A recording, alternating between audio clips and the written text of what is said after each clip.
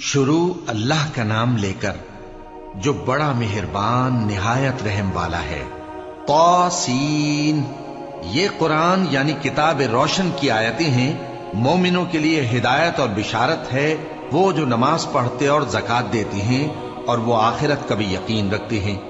جو لوگ آخرت پر ایمان نہیں رکھتے، ہم نے ان کے اعمال ان کے لیے آراستہ کر دیے ہیں تو وہ بھٹکتے پھر رہے ہیں۔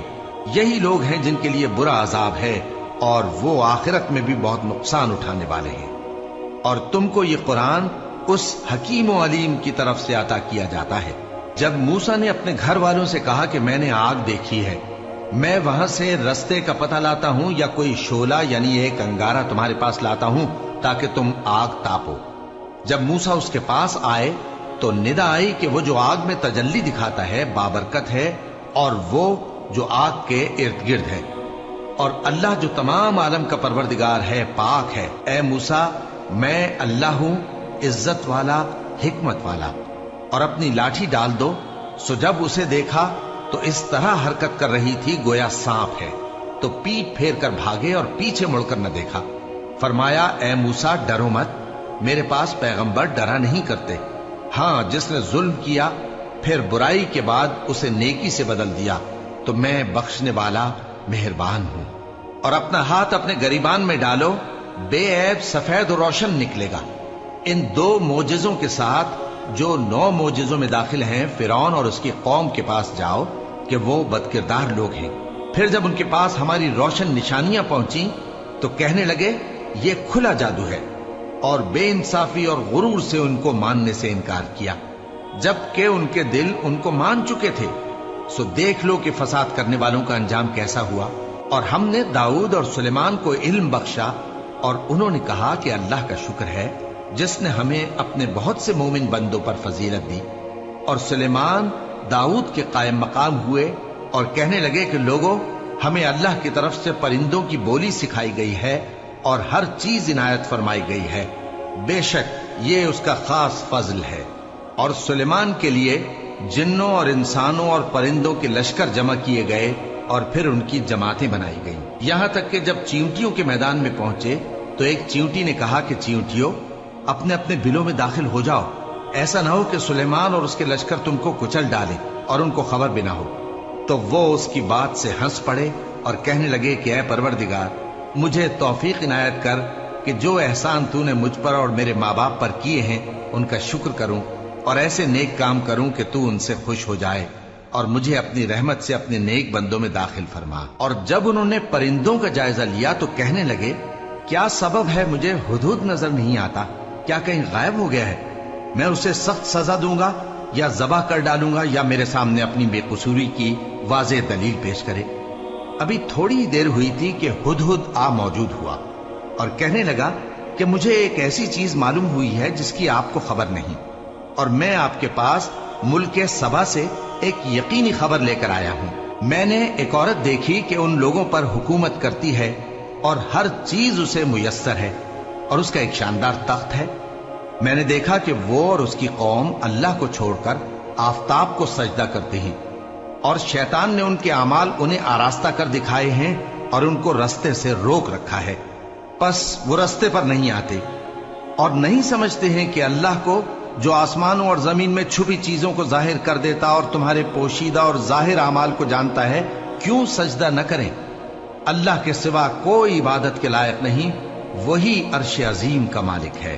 سلیمان نے کہا اچھا، ہم دیکھیں گے تو نے سچ کہا ہے یا تو جھوٹا ہے۔ یہ میرا خط لے جا اور اسے ان کی طرف ڈال دے، پھر ان کے پاس سے ہٹ جانا اور دیکھنا کہ وہ کیا جواب دیتی ہیں۔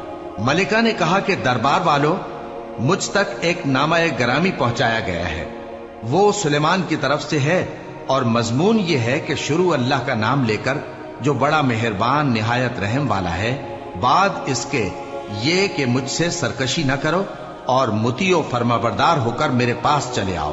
خط سنا کر کہنے لگی کہ اے اہل دربار، میرے اس معاملے میں مجھے مشورہ دو، جب تک کہ تم حاضر نہ ہو اور صلاح نہ دو میں کسی کام کا فیصلہ نہیں کیا کرتی۔ وہ بولے کہ ہم بڑے زوراور اور سخت جنگجو ہیں، اور حکم آپ کے اختیار میں ہے، تو جو حکم دیجیے گا اس کے انجام پر नजर कर लीजिएगा। उसने कहा कि बादशाह जब किसी शहर में दाखिल होते हैं तो उसको तबाह कर देते हैं और वहां के इज्जत वालों को जलील कर दिया करते हैं, और इसी तरह ये भी करेंगे।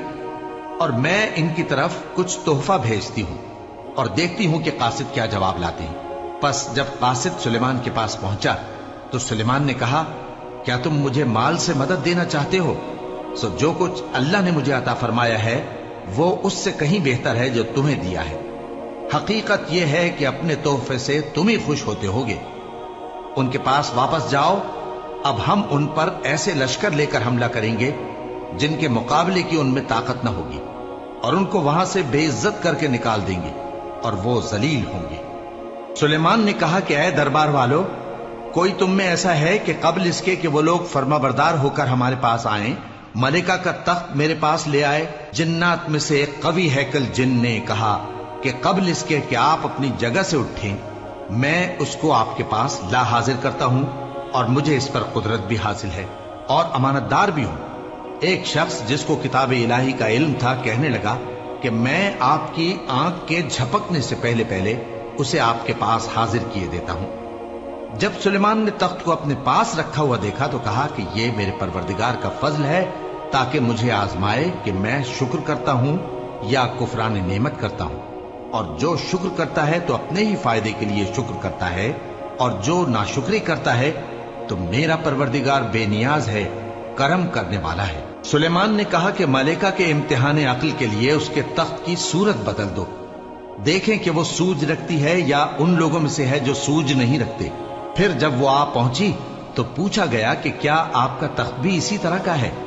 उसने कहा कि ये तो गोया हू बहू वही है, और हमको इससे पहले ही सुलेमान की अजमत शान का इल्म हो गया था, और हम फर्माबरदार हैं। और वो जो अल्लाह के सिवा दूसरों की परस्तिश करती थी, सुलेमान ने उसको उससे मना किया कि वो काफिरों में से थी। उसके बाद उससे कहा गया कि महल में चलिए। जब उसने उसके फर्श को देखा तो उसे पानी का हौज समझा और कपड़ा उठाकर अपनी पिंडलियां खोल दी। सुलेमान ने कहा, ये ऐसा महल है जिसके नीचे भी शीशे जड़े हुए हैं। वो बोल उठी कि परवरदिगार, मैं अपने आप पर जुल्म करती रही थी, और अब मैं सुलेमान के साथ अल्लाह रब्बुल आलमीन पर ईमान लाती हूं। और हमने समूद की तरफ उनके भाई स्वालेह को भेजा कि अल्लाह की इबादत करो, तो वो दो फरीक होकर आपस में झगड़ने लगे। स्वालेह ने कहा कि ऐ कौम, तुम भलाई से पहले बुराई के लिए क्यों जल्दी करते हो, और अल्लाह से बख्शिश क्यों नहीं मांगते ताकि तुम पर रहम किया जाए? वो कहने लगे कि तुम और तुम्हारे साथी हमारे लिए बुरा शुगून है। स्वालेह ने कहा कि तुम्हारी बदशुगूनी अल्लाह के पास है, बल्कि तुम ऐसे लोग हो जिनकी आजमाइश की जाती है। और शहर में 9 शख्स थे जो मुल्क में फसाद किया करते थे और इस्लाह से काम नहीं लेते थे। कहने लगे कि अल्लाह की कसम खाओ कि हम रात को इस पर और इसके घर वालों पर शबखून मारेंगे, फिर इसके वारिसों से कह देंगे कि हम तो इसके घर वालों के मौके हलाकत पर थे ही नहीं, और हम सच कहते हैं। और वो एक चाल चले, और हमने भी एक तदबीर की, और उनको कुछ खबर न हुई। तो देख लो कि उनकी चाल का अंजाम कैसा हुआ। हमने उनको और उनकी कौम सबको हलाक कर डाला। अब उनके ये घर उनके जुल्म के सबब तलपट पड़े हैं। जो लोग इल्म रखते हैं उनके लिए इसमें निशानी है, और जो लोग ईमान लाए और डरते थे उनको हमने नजात दी। और लूत को याद करो जब उन्होंने अपनी कौम से कहा कि तुम बेहयाई के काम क्यों करते हो जबकि तुम देखते हो? क्या तुम औरतों को छोड़कर लज्जत हासिल करने के लिए मर्दों की तरफ माइल होते हो? हकीकत यह है कि तुम अहमक लोग हो। तो उनकी कौम के लोग बोले तो ये बोले, और इसके सिवा उनका कुछ जवाब न था कि लूत के घर वालों को अपने शहर से निकाल दो, ये लोग पाक बनना चाहते हैं। तो हमने उनको और उनके घर वालों को नजात दी, मगर उनकी बीवी कि उसकी निस्बत हमने मुकर्रर कर रखा था कि वो पीछे रहने वालों में होगी। और हमने उन पर मे बरसाया, सो जो मे उन लोगों पर बरसा जिनको मुतनब्बे कर दिया गया था बुरा था। कह दो कि सब तारीफ अल्लाह ही के लिए है, और उसके उन बंदों पर सलाम है जिसको उसने मुंतखब फरमाया। भला अल्लाह बेहतर है या वो जिनको ये उसका शरीक बनाते हैं? भला किसने आसमानों और जमीन को पैदा किया, और किसने तुम्हारे लिए आसमान से पानी बरसाया? फिर हमने उससे सरसब्ज बाग उगाए, तुम्हारा काम तो न था कि तुम उनके दरख्तों को उगाते, तो क्या अल्लाह के साथ कोई और भी माबूद है? हरगिज नहीं, बल्कि ये लोग रस्ते से अलग हो रहे हैं। भला किसने जमीन को करारगाह बनाया और उसके बीच नहरें बनाई और उसके लिए पहाड़ बनाए, और किसने दो दरियाओं के बीच ओट बनाई? ये सब कुछ अल्लाह ने बनाया, तो क्या अल्लाह के साथ कोई और माबूद भी है? हरगिज नहीं, बल्कि उनमें अक्सर इल्म नहीं रखते। भला कौन बेकरार की इल्तिजा कबूल करता है जब वो उससे दुआ करता है, और कौन उसकी तकलीफ को दूर करता है, और कौन तुमको जमीन में अगलों का जानशी बनाता है? ये सब कुछ अल्लाह करता है, तो क्या अल्लाह के साथ कोई और माबूद भी है? हरगिज नहीं, मगर तुम बहुत कम गौर करते हो। भला कौन तुमको जंगल और दरिया के अंधेरों में रास्ता बताता, और कौन हवाओं को अपनी रहमत के आगे खुशखबरी बनाकर भेजता है? ये सब कुछ अल्लाह करता है, तो क्या अल्लाह के साथ कोई और माबूद भी है? हरगिज नहीं। ये लोग जो शिर्क करते हैं, अल्लाह की शान उससे बुलंद है। भला कौन खलकत को पहली बार पैदा करता, फिर उसको दोबारा पैदा करेगा? और कौन तुमको आसमान और जमीन से रिज्क देता है? ये सब कुछ अल्लाह करता है, तो क्या अल्लाह के साथ कोई और माबूद भी है? हरगिज नहीं। कह दो कि मुशरिको, अगर तुम सच्चे हो तो दलील पेश करो। कह दो कि जो लोग आसमानों और जमीन में हैं, अल्लाह के सिवा गैब की बातें नहीं जानते, और न ये जानते हैं कि कब जिंदा करके उठाए जाएंगे, बल्कि आखिरत के बारे में उनका इल्म खत्म हो चुका है, बल्कि ये उसकी तरफ से शक में है, बल्कि ये उससे अंधे हो रहे हैं। और जो लोग काफिर हैं कहते हैं कि जब हम और हमारे बाप दादा मिट्टी हो जाएंगे तो क्या हम फिर कब्रों से निकाले जाएंगे? ये वादा हमसे और हमारे बाप दादा से पहले से होता चला आया है। कहां का उठना और कैसी कयामत, ये तो सिर्फ पहले लोगों की कहानियां हैं। कह दो कि मुल्क में चलो फिरो, फिर देखो कि गुनाहगारों का अंजाम क्या हुआ है, और उनके हाल पर गम न करना, और न उन चालों से जो ये कर रहे हैं तंग दिल होना। और कहते हैं कि अगर तुम सच्चे हो तो ये वादा कब पूरा होगा?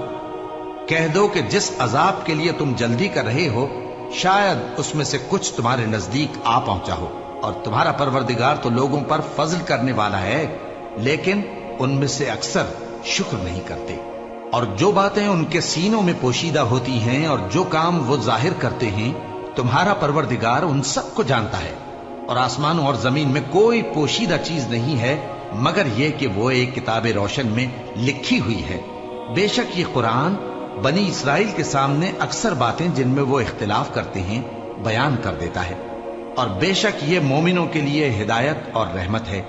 तुम्हारा परवरदिगार क़यामत के रोज उनमें अपने हुक्म से फैसला कर देगा, और वो गालिब है, इल्म वाला है। तो अल्लाह पर भरोसा रखो, तुम तो साफ हक पर हो।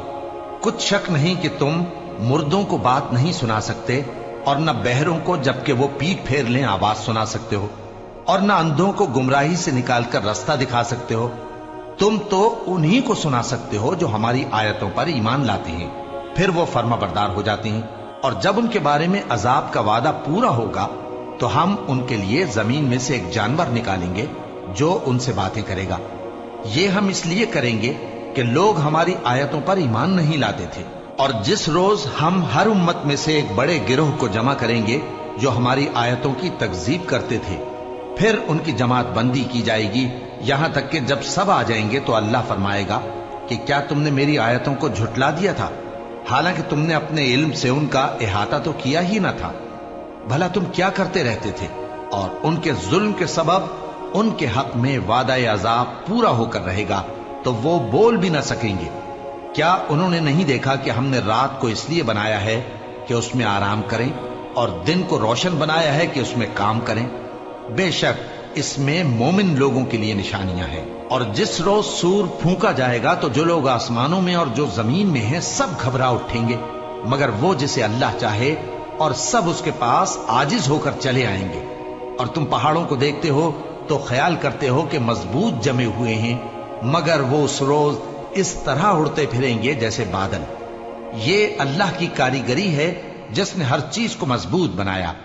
बेशक वो तुम्हारे सब अफआल से बाखबर है। जो शख्स नेकी लेकर आएगा तो उसके लिए उससे बेहतर बदला तैयार है, और ऐसे लोग उस रोज घबराहट से बेखौफ होंगे। और जो बुराई लेकर आएगा तो ऐसे लोग औंधे मुंह दोजख में डाल दिए जाएंगे।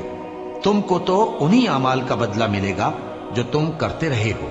कह दो, मुझको यही इरशाद हुआ है कि इस शहर मक्का के मालिक की इबादत करूं जिसने इसको मुहतरम बनाया है और हर चीज उसी की है, और मुझे यह भी हुक्म हुआ है कि मैं फर्माबरदार रहूं और यह भी कि कुरान पढ़ा करूं।